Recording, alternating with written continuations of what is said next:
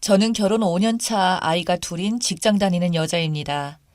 남편도 좀 늦은 나이에 결혼을 했었는데 시동생도 30대 중반이 되어서야 결혼을 했습니다. 시동생은 건설회사의 과장이었고 시동생과 결혼할 동서는 종합병원의 간호사였어요. 시동생은 결혼 직전까지 시부모님과 함께 살고 있었고 일정 부분의 통장 관리를 시어머니가 맡아왔다고 들었습니다. 구체적으로 얼마의 돈을 관리하셨는지는 모르겠으나 급여 상당 부분을 적금 형식으로 시어머님께 맡겼었다고 들었어요. 제가 듣기로는 시동생의 용돈만 제외하고는 모두 다 시어머니께 드렸다고 했는데 처음에는 이해가 되지 않더군요. 젊은 사람들이 오히려 나이 드신 어른들보다는 경제 눈이 더 밝을 것 같은데 굳이 자기가 직접 맡아서 하지 않고 시어머니께 맡겼을까 싶었죠. 그런데 나중에 알고 봤더니 시어머니가 시동생에게 좋은 투자처가 있다면서 높은 수익률을 보장한다면서 투자하라고 권유를 했었다고 하더군요. 시동생은 시어머니가 원래 재테크에 관심도 많으시고 아는 사람도 많아서 믿고 맡겼다고 했습니다. 결혼 말이 오고 가기 시작하자 시동생이 시어머니께 그동안 맡겼던 돈을 돌려달라고 했어요. 그런데 시어머니께서 통장에 자금을 보여주시면서 한창 상승세를 타고 있던 중인데 중간에 돈을 빼게 되면 큰 손해를 보게 된다면서 나중에 주겠다고 하시더라고요. 그러시면서 예비동서가 간호사 생활을 오랫동안 해오면서 모아두었던 돈과 살고 있었던 원룸을 팔아서 당분간 적당한 곳에서 신혼살림을 시작하기를 바라셨어요. 시동생이 시어머니께 드린 돈이 대략 1억 3천 정도였는데 시어머니는 거기서 3, 4배 정도의 돈을 불려주셔서 돌려주겠다고 장담을 하셨다고 했어요. 그래서 예비동서는 그 말을 믿고서 이미 동서가 다니는 병원과 가까운 곳으로 오래된 빌라를 친정아버지 명의로 구입을 해주셨다고 했습니다. 예비동서 친정아버지도 시어머니가 시동생의 돈을 4억 정도를 불려서 돌려주겠다고 하니까 그동안 아파트를 분양받을 돈으로 해주셨던 거라고 하더라고요. 시어머니는 굉장히 기뻐하셨었죠. 돈 한 푼 안 들이고 아들을 장가 보내게 되었다고요. 예비동서 친정아버지가 딸을 위해서 신혼집을 장만해 준 거라면 틀림없이 딸 명의로 돌려놓을 거라고 확신하셨습니다. 최소한 그렇지 않더라도 딸 집으로 사주신 거니까 당연치사 아들 집이 공짜로 생긴 셈이라고 좋아하셨어요. 그래서 예비동서가 예단 등 1,000만 원을 시동생에게 당당히 요구했어도 시어머니는 흔쾌히 해주겠다고 하셨었죠. 그런데 시어머니가 저에게 찾아오셔서 그러셨습니다. 내가 돈을 다 몰빵해서 참 난처하게 되었다. 그래서 말인데, 네 동서 될 사람이 신혼집을 장만하겠다는데 돈이라도 좀 보태야 하지 않겠니? 어떻게 명색이 남자 쪽에서 조금만 보태면 자존심이 깎이지 않겠니? 시동생 살 집이 오래된 집이라서 리모델링을 해야 한다는데 그 정도 돈은 해줘야 낯이 살 것 같아서 말이다. 네가 좀 해주면 안 되니? 저희가 돈이 어디 있다고 그러세요. 쪼들리면서 살고 있는데요. 그러자 화를 내시면서 그러시더라고요. 3천만 원도 없다는 말이야? 그러시면서 장황하게 한 말씀을 하셨어요. 내가 너희들 결혼할 땐 5천만 원 보탰다. 그거 달라는 거다. 그리고 내가 돈이 없어서 그러는 것도 아니고 돈이 묶여 있어서 그러는 건데 나중에 다 너희들 돈이 아니냐. 내 돈 하지 말고 좀 해주면 좋겠구나. 그래서 제가 말씀을 드렸죠. 어머니, 그렇게 말씀하시면 저도 진짜 부모님이 장만해주신 저희 집을 팔아서 친정 부모님께 돌려드려야 하나요? 어머님께 빌린 돈도 아닌데 왜 달라고 하세요? 그러니까 그냥 3천만 원 정도 네가 해주면 네 남편 면도 세워주고 좀 좋으냐? 시어머니가 투자가 잘 되어서 돈을 벌게 되면 그때 가서 꼭 잊지 않겠다고 하시면서 돈을 요구하셨습니다. 남편에게 얘기하지 않으시고 며느리인 저에게 돈 얘기를 꺼내시길래 돈이 없어서 드릴 수 없다고 죄송하다고 말씀드렸어요. 아마도 제가 결혼 전부터 가지고 있던 돈이 있을 거라고 생각하신 것 같았습니다. 이러한 사실을 저를 통해서 듣게 된 남편이 시어머니께 마이너스 빚으로 1,000만 원을 해드리겠다고 했더니 시어머니는 그러지 말라고 합니다. 아, 왜 빚까지 지면서 네 돈을 주겠다는 거야? 수진 엄마 돈이면 모르겠다. 됐다. 그만 돌아가.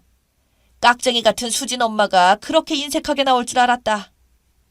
남편도 시어머니가 그렇게 나오리란 걸 예상을 하고 말씀을 드렸었다는데 아니나 다를까 남편 돈은 아까워서 싫다고 하더랍니다.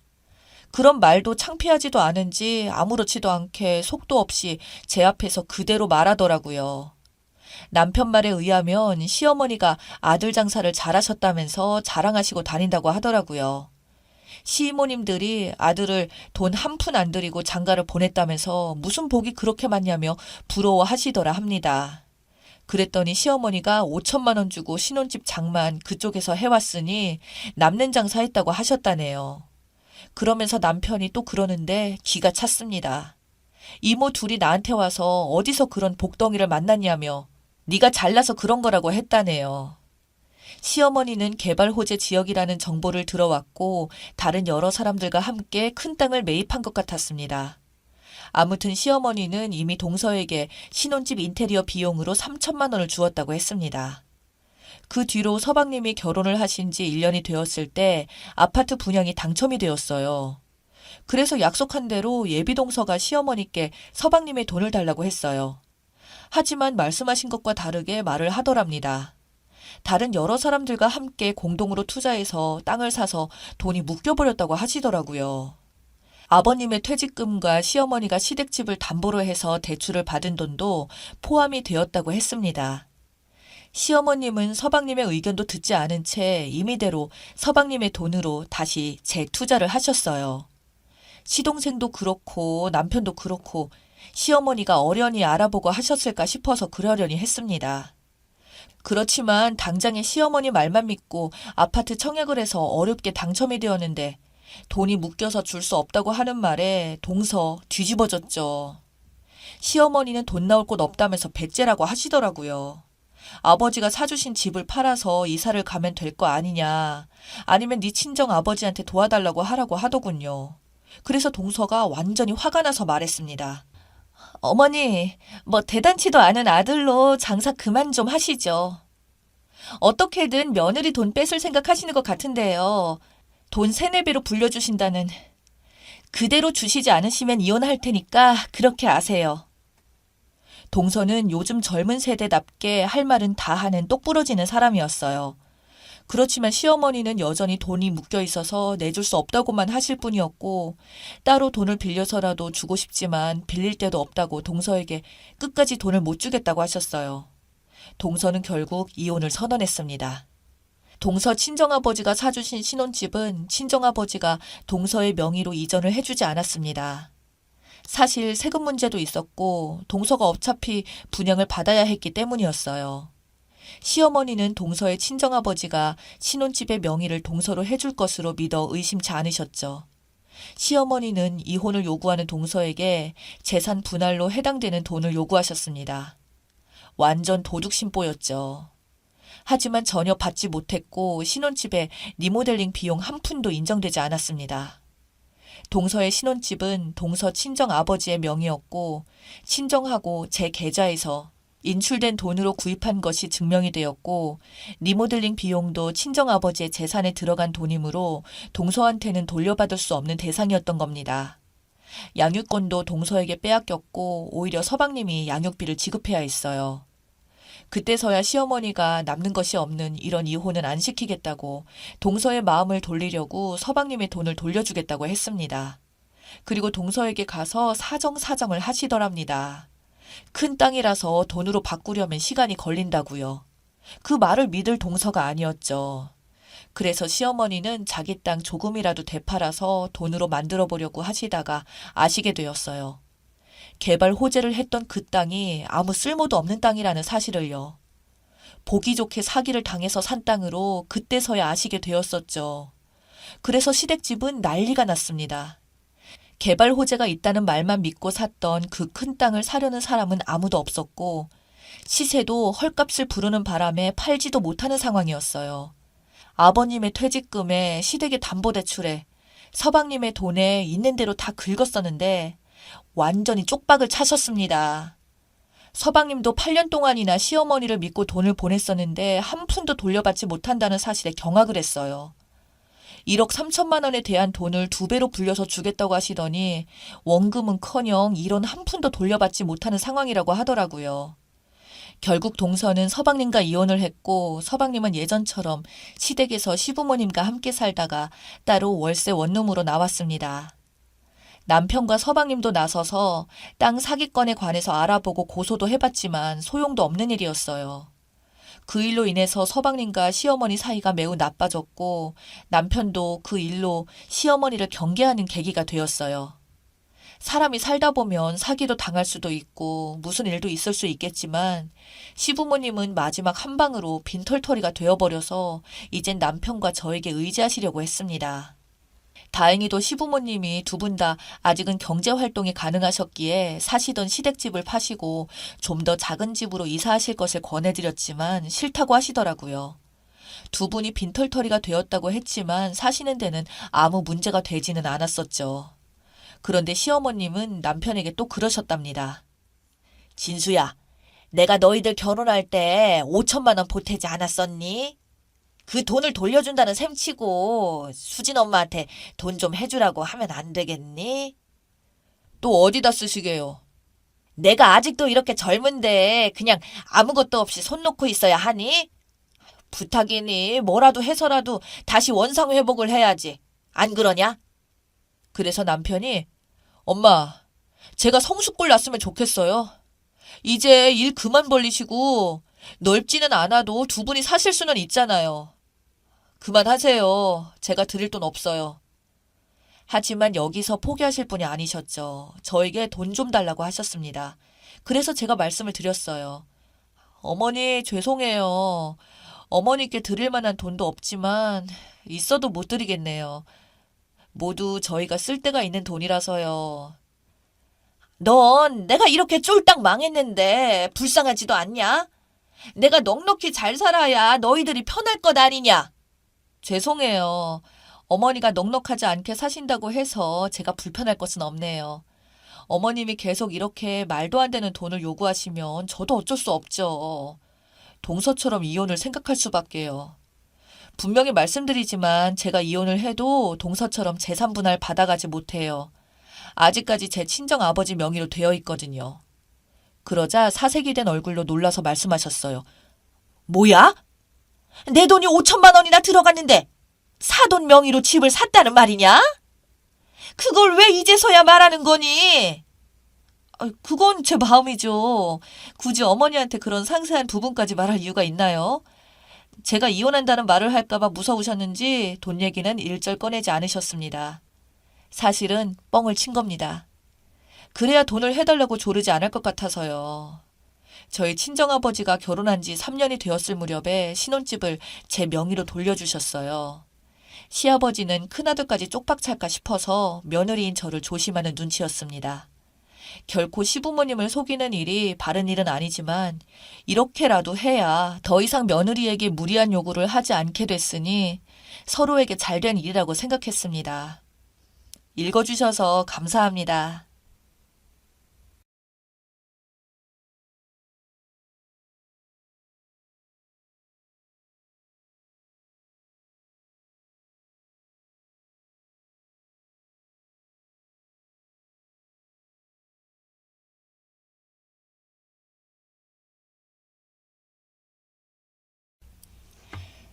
안녕하세요. 50대 후반의 여자입니다. 제 인생에서 2번 다시 겪고 싶지 않았던 지옥 같은 사건이 있어요.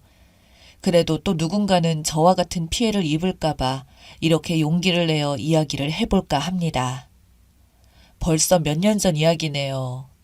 그동안 제 마음속에만 묻어두고 있었던 이야기였습니다. 남편과 저는 부모님의 소개로 선을 봐서 만났습니다. 저도 처녀 시절에는 소설 같은 연애 결혼을 꿈꿨지만 제 나이 또래 사람들 중에 연애를 시작해서 결혼한 사람이 과연 몇이나 될까요? 집안도 비슷했고 인물도 나쁘지 않아서 거의 연애 기간을 뛰어넘고 결혼을 했어요. 남편 집이나 저희 집이나 경제적으로는 넉넉한 편이었습니다.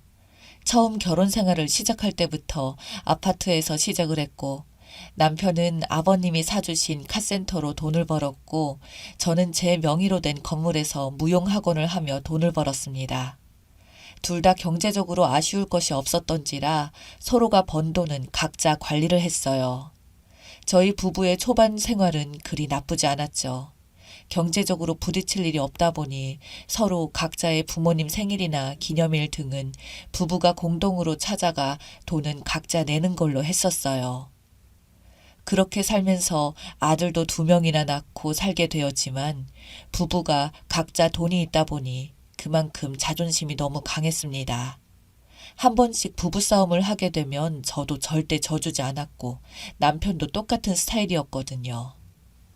한 번은 남편이 저랑 싸움을 하고 나서 화가 너무 치밀어 올랐는지 집을 나가버리더군요.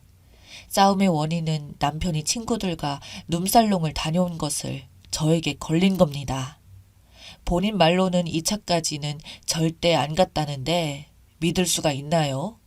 그걸로 싸웠고 구박을 했더니 자신은 정말 떳떳하다면서 사과할 마음이 전혀 눈꼽만큼도 없다면서 집을 그냥 나가버리더군요.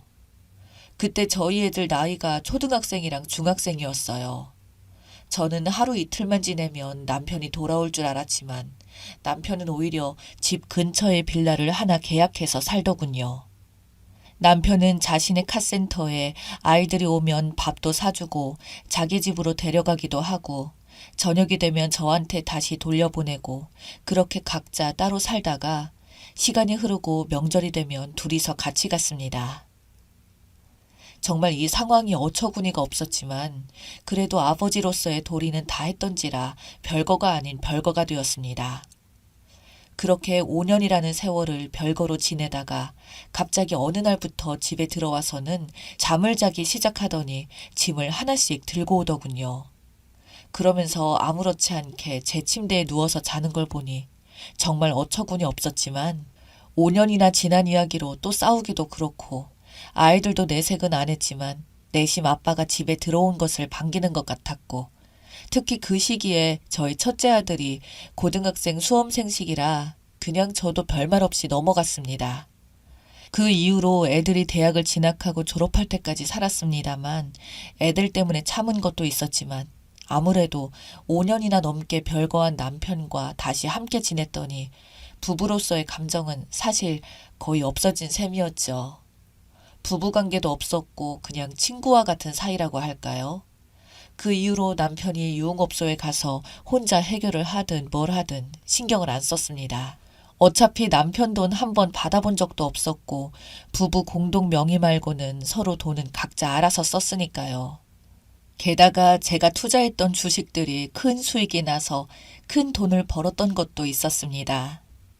당시에 부동산 투자해 놓은 것과 주식들까지 합치면 제 명의로 된 금액이 30억이 넘어가게 되었고 그 중에 가장 크게 증가하게 된 부분이 주식이었거든요. 저는 그 이후 저희 큰아들에게 그런 부분들을 이야기해주며 돈 500만 원과 함께 대학생 때부터 주식을 한번 경험 삼아서 해보라고 시켰는데 이 이야기를 큰아들에게 남편이 들었는지 저에게 주식에 대해서 캐묻더라고요. 그래서 남도 아니고 미워도 남편이라 제 나름대로의 성심성의껏 주식 관련해서 이야기를 해줬는데 하루는 이 인간이 돈 좀 갑자기 빌려달라는 겁니다. 이야기를 들어보니 작전주 같은 세력들이 먹는 도박 같은 곳에 투자를 했다가 글쎄 돈을 다 날렸다는 것 같더군요. 저에게 살아생전 돈 한 푼 달라고 한 적 없던 인간이 이런 소리를 하는 걸 보고 저는 남편에게 대체 얼마나 날렸나고 물었더니 아무 말 못하고 그저 돈만 빌려달라고 계속 말하더군요. 건물 대출 이자도 당장 내야 되고 어쩌고 저쩌고 하면서 3년 뒤에 갚겠다는 조건으로 저한테 2억이 넘는 돈을 빌려갔습니다. 그리고 3년이 다 되어갈 무렵 갑자기 저한테 이유 없이 성질을 내고 계속해서 시비를 걸기 시작하더군요. 밥을 차려줘도 밥상 반찬이 이게 뭐냐 등등 돈을 벌면 이런 데 써야지.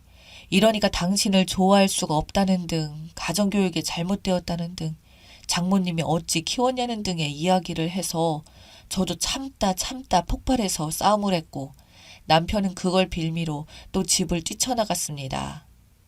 지금 와서 생각해봐도 그때 남편이 그 짓거리를 한 이유는 돈을 줄 마음이 없어서였던 것 같네요. 결국 그렇게 집을 나간 남편은 11년이 넘도록 집을 들어오지 않았습니다. 예전 5년 전에 나갔던 때와 마찬가지로 짐을 따로 챙겼는데 지난번과 다른 건 저랑은 서로 얼굴조차 마주치기 싫었는지 이제는 명절 때도 친정이 안 오고 시댁에도 오지 말라며 제 얼굴 꼴도 보기 싫다고 말하더군요. 그리고 남편이 다시 나간 지 4년쯤 지났을 때는 여자도 생겼는지 소문이 들리더라고요. 남편이 바람났다고요. 사실 동네에서 저희 남편이랑 제가 별거 중인 것이 진작 소문이 퍼져서 대부분 알던 사실이었거든요. 그래서 남편에게 연락해서 지금 뭐 하자는 거야? 나랑 장난해? 당신 불륜으로 이혼 소송할 거야 라고 하니 웃기고 있네. 당신과 나는 이미 결혼 파탄난 상태라 이혼해봐야 이혼 사유도 안 되는 거 몰라? 라며 오히려 저에게 큰 소리를 치더군요. 저도 그때부터 참을 수가 없어서 남편에게 말을 했습니다. 소송은 둘째치고 나한테 빌려간 돈이나 갚아 라고요. 그러자 남편은 너 진짜 정 떨어지게 돈밖에 모르는 년이네. 그놈의 더러운 돈소리 왜 안 하나 했다 라며 더 성질을 내더라고요. 그리고는 언제 준다는 말도 없이 성질만 내고는 전화를 말없이 끊길래 그때부터 이 더러운 인간과 제대로 싸움이 시작되었습니다. 돈을 받으려는 저와 안 주려는 쓰레기 남편인 인간은 계속 부부끼리 빌린 돈은 안 갚아도 된다면서 배째라고 하더군요. 그러면서 시댁에는 제가 정신병이 있는 돈만 밝히는 여자라고 음해하며 자기는 이미 돈을 다 갚았는데 정신병이 있어서 매번 자기만 보면 돈 달라고 한다며 저를 아주 이상한 여자로 주변 사람들에게 소문을 냈습니다. 시댁은 다짜고짜 저에게 전화와서 말하기를 왜 자꾸 네 남편 괴롭히니? 오죽하면 내 아들 멀쩡한 집을 냅두고 뛰쳐나와서 따로 살겠어? 라는 말에 순간 저도 화가 나서 바로 시댁에 달려가 통장 내역을 보여주며 어머님, 저는 남편한테 돈을 받은 적이 전혀 없어요. 그 큰 돈을 받았으면 송금 내역이라도 있어야 하지 않겠어요? 저 인간이 돈 주기 싫어서 거짓말 하는 거 안 보이세요? 라고 하니까 자기들은 모르겠다고 합니다. 남편은 옆에서 계속 그 큰 돈을 현금으로 줬다며 제가 세금 문제가 있으니 어쩌고 저쩌고 하면서 진짜 말도 안 되는 소리로 돈을 받아갔다고 해요. 저도 너무 화가 나서 그 다음날부터 작정하고 남편 카센터에 찾아가서 이것저것 써붙이고 장사를 방해하며 돈 내놓으라고 시위를 했습니다. 그걸로 보름가량 싸웠을까요? 제가 으름장을 놨어요. 어차피 네가 내 이미지를 인간이야로 만들어놨으니까 네가 돈 줄 때까지 너 장사 못하게 내가 인간의 끝을 보여주겠어 라고요. 정말 사채업자 마냥 매일매일 지독하게 찾아가니 이 미친 인간이 정신병원에 넣어놓겠다며 사설업체를 데려와서 저를 납치 감금했습니다. 이 미친 인간은 저를 정신병원에 넣기 위해 이미 준비를 다 했더군요. 제가 정신병원에 가게 되면 제 모든 재산은 다 배우자 것이 되니까 빚진 돈도 안 줘도 되고 제 명의로 된 모든 것을 가지려고 했나 봅니다.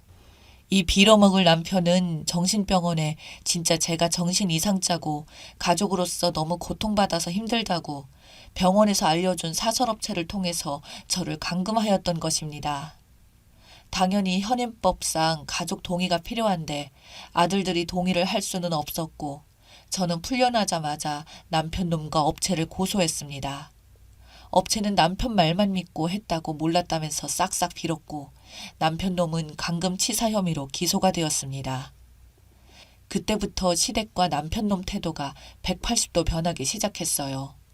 저한테 싹싹 빌면서 그래도 애들 아빠인데 한 번만 봐달라고 남편도 처음으로 들어간 경찰서가 겁이 났는지 제발 한 번만 부탁한다고 돈은 지금이라도 당장 주겠다며 시부모를 통해서 2억 빌린 돈을 그때서야 돌려주더군요. 저는 한숨을 내쉬면서 지금 이것만 주는 거냐고 내 정신적인 피해 보상은 어떡할 거냐고 하니까 남편은 또 시부모를 통해서 1억을 추가해서 저에게 주었고, 저는 남편에게 이혼 서류를 가져다 주며 합의했으니 도장 찍으라고 말했습니다. 애들이 이미 다 컸으니 양육권은 없겠지만 네가 한 것도 없으니 우리 공동 명의로 된 아파트랑 재산은 다 전부 내 거라니까 머뭇거리는 표정을 짓다가 그 좁은 감옥에서 썩으라고 협박을 하자 남편은 마지못해 승낙을 하였습니다. 아이들은 저한테 엄마의 마음은 이해하지만 그래도 우리 아빠인데 감옥에서 썩는 건 좀 아닌 것 같다며 감옥만큼은 아빠가 안 갔으면 좋겠다는 말에 저도 어차피 받을 건 싸그리 모두 받았으니 선처 탄원서를 냈고 이 인간은 징역 1년 집행유예 2년을 선고받아 풀려났어요. 그 이후로 이 인간 겁나서 저한테는 훨씬 조신합니다.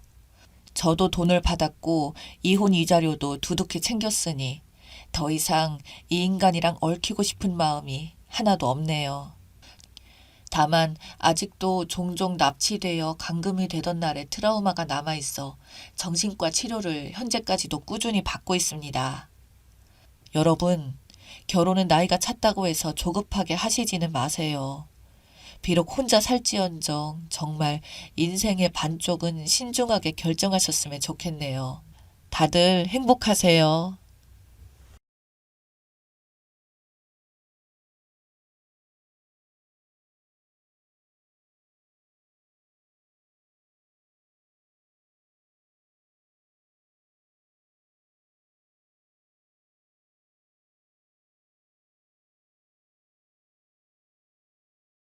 안녕하세요. 분노가 치밀다 보니 결국 여기까지 오게 되었습니다. 말할 상대가 절실히 필요합니다. 지금 제정신 아닌 상태라 두서 없을 수도 있지만 최대한 모든 내용을 써보도록 노력해 볼게요. 저는 지금 시댁 관련 전화와 카톡 친구 전부 차단하고 왔습니다. 저희 부부는 둘 다 일하는 맞벌이 부부이고요. 저는 2달 뒤인 다음 달 퇴사할 예정이며 그때는 전업주부가 되겠지요. 저희 아들은 이제 5살입니다. 시댁 연락 문제로 너무 피곤하고 힘들어서 여기저기 조언도 구해봤습니다. 남편이랑은 20번도 더 싸웠는데 도돌이표 같아서 힘들고 지겹고 그냥 제가 미친 여자가 되기로 마음 먹었습니다. 아이 등하원 제가 하고 있고 남편보다 제가 좀 많이 일찍 끝납니다. 남편이 야근할 때 8시쯤 와서 집안일 또한 제가 도맡아 하고 있습니다. 설거지, 화장실 청소, 쓰레기 버리기, 정리, 빨래 딱 다 하네요. 평일엔 완벽하게 다 못하더라도 주말 이틀을 내리 계속 청소하면서 거의 쉬지 못하고 집안일을 합니다. 집안일 때문에도 자주 다퉜었는데 좀 도와달라고 불만을 토로하면 그때만 잘하더니 피곤할 때는 자기 몸 컨디션 위주입니다. 물론 저도 엄청 피곤한 날 많습니다. 심지어 몸이 안 좋은 날에도 저는 책임감으로 무조건 모든 걸 해내지만 남편은 본인 몸 위주입니다. 그냥 피곤하면 약속한 것 다 잊고 자버리지요. 심지어 이젠 아예 손을 다 놓았더라고요. 얼마 전 회사에서 출근 시간을 좀 조정해줘서 제가 여유가 많아져 군소리 없이 하고 있었어요. 말하는 게 더 피곤하기도 하고요. 근데 저도 사람이잖아요. 주말에 청소 혼자 막 하다가 한 번씩 화가 납니다. 왜 내가 이걸 혼자 다 하고 있나? 이러려고 결혼했나? 피곤한 거 배려해주고 이해해주니 정말 호의를 호구로 안다고 알아주기는커녕 더 심해지더라고요. 하지만 그럴 때 다툼 시작해봤자 얻는 것도 없어서 그냥 제가 여유 더 있으니까 하고 말자 하는 식으로 하는 중이었습니다. 근데 오늘 정말 열이 받네요. 저녁에 배달음식 시켜먹고 제가 먼저 방으로 들어왔고 남편이 애 씻기다 저랑 씻는다고 난리쳐서 제가 들어가서 씻기고 방에 와서 놀다가 애 재웠습니다. 보니까 남편도 잠들려고 하기에 거실로 나왔는데 식탁에 배달음식 먹다 남은 것, 포크, 젓가락, 냄새나는 그대로 방치되어 있었습니다.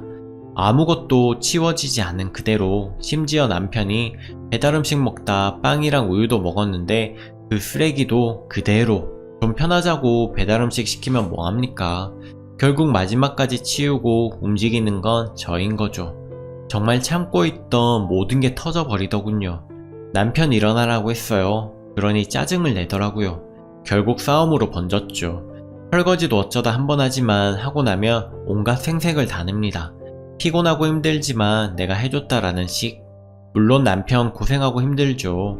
하지만 저는 일하고 와서도 힘들다 내색할 시간도 없이 할 일이 태산인데 10분의 1의 분량을 그것도 어쩌다 한번 도와주면서 생색을 그리도 내니 제 말이 곱게 나갈 수가 없습니다. 더구나 본인이 설거지를 했으면 적어도 제가 손 안 대게 해줘야 하는데 냄비 찔끔, 컵 찔끔, 상 치우는 거는 네가 해라, 분리수거는 나중에 할게 이러면서 결국에는 저도 같이 거들어야 하는 상황이 되니 도와준 느낌이 안 나는 거죠. 다른 남편도 이런가요? 며칠 전에 혼자 옷 가을, 겨울옷 정리, 여름옷 꺼내두기, 빨래 전부할 때 재활용 쓰레기 버리러 갈랬더니 양심은 있는지 갑자기 자기가 치운다고 두라길래 뒀습니다. 이 사람 제가 쓰레기 버려달라고 몇 번을 말해야 그때야 버립니다. 다 채워서 묶어 놓인 거 현관에 있어서 눈에 보여도 절대 나갈 때 스스로는 안 가져갑니다.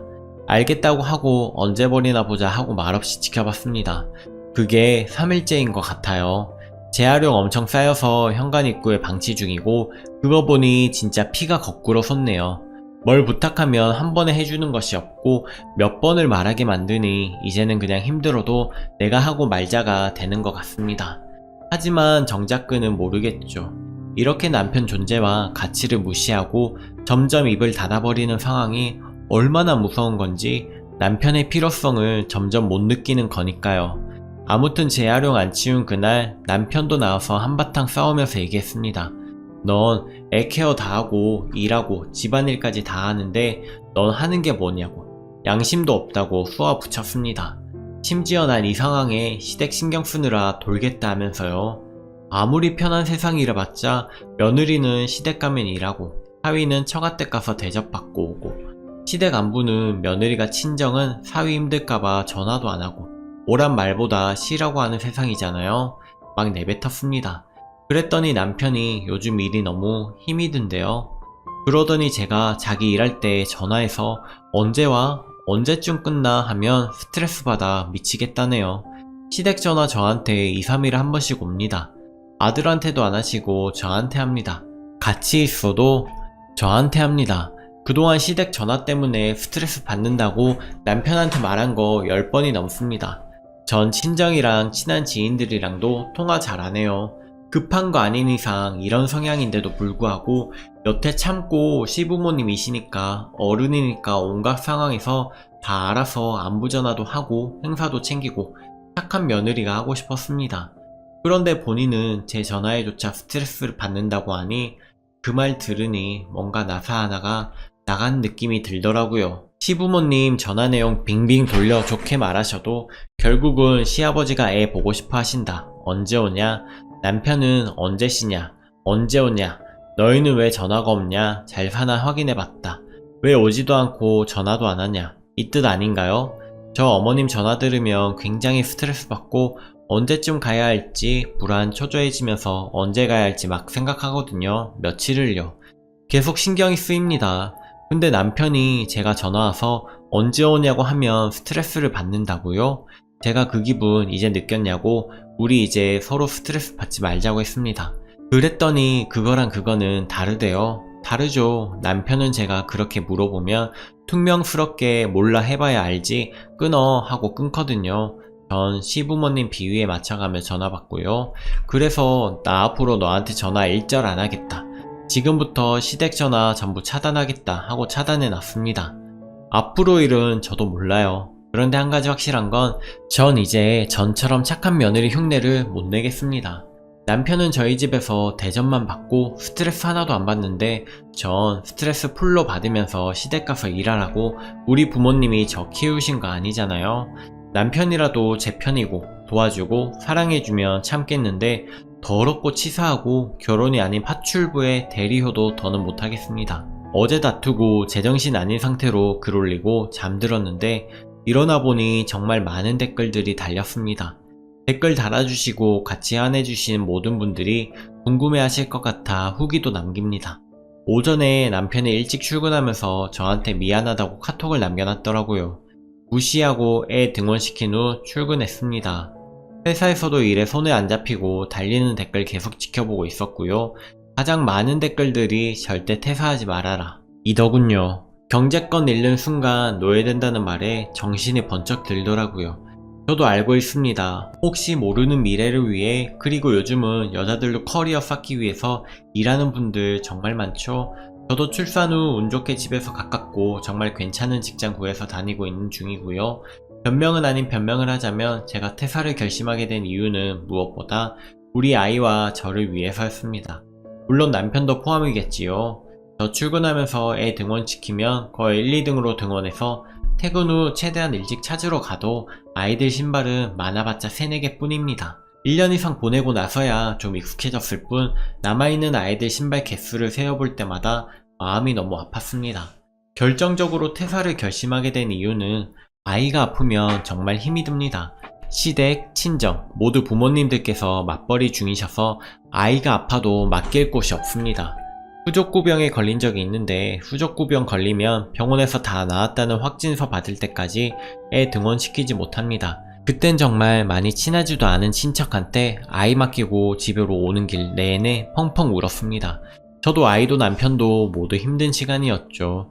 그렇게 힘든 시간이 점점 지나면서 남편 일도 많이 자리 잡았고 월급도 남편 외벌이로 새 식구 생활하기에 저희 입장에서는 충분한 상황이었고, 상황이 되면서 제가 퇴사 후 아이를 전담하기로 합의를 봤던 겁니다. 저도 동의했던 사항입니다.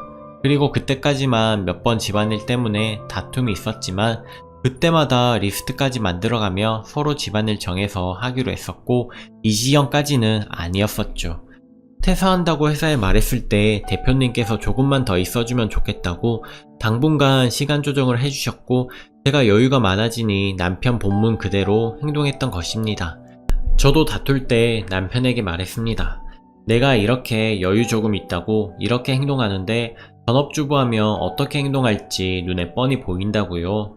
오늘 댓글들을 보면서 혼자 생각을 많이 해봤습니다. 그래서 회사에는 좀 민망한 상황이 되어버렸지만 퇴사를 번복하고 말았습니다.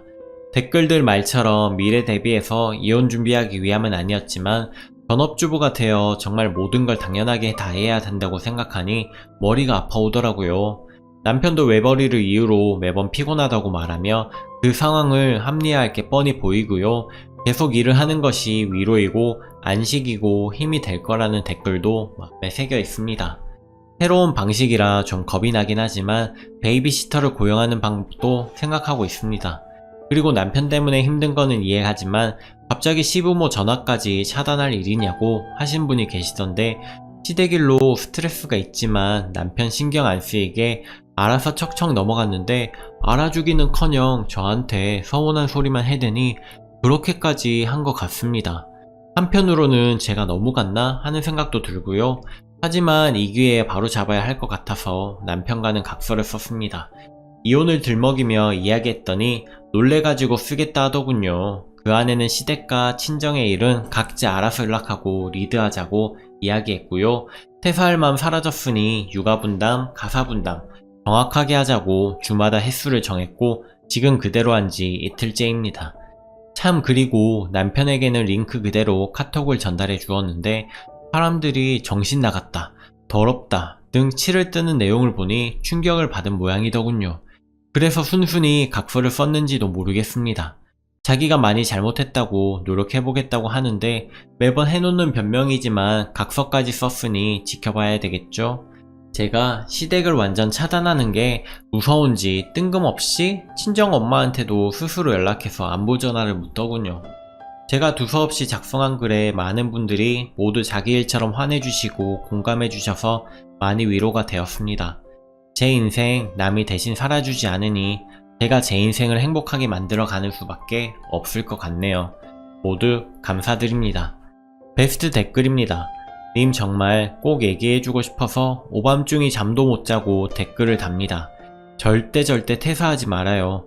지금도 님 남편 그 모양인데 님이 일 그만두면 어떻게 될 것 같아요? 님이 전업하면 집안일이나 모든 면에서 님이 내조 잘하니까 지금보다 말썽 없이 사라질 것 같아요? 절대 네버 안 그래요. 지금도 일하는 며느리 닥달하며 손주 데리고 오라고 압력 넣는 시부모님이 일 그만두면 시집 출근부 도장 찍어야 할 거예요. 사람이 하나를 보면 열을 한다고 거기에 남편 혼자 돈 번다는 유세는 눈뜨고 못 볼 꼴 펼쳐지는 거고요. 자기 아들 돈 버는 유세를 시부모님은 지금 곱하기 100배 더 할 겁니다. 그러고 못 삽니다. 지금 님 나이에 아직 실감이 안 날 테지만 나중에 더 나이 먹고 시간 지나보세요. 남편도 자식도 다 님을 외롭게 할 수 있지만 님이 계속 일을 하는 한 일이 위로가 되고 안식이 되고 무엇보다 힘이 될 겁니다. 내 말 새겨 들어요. 저는 결혼 26년 차 평생 맞벌이 아줌마입니다. 오늘의 사연은 여기까지입니다.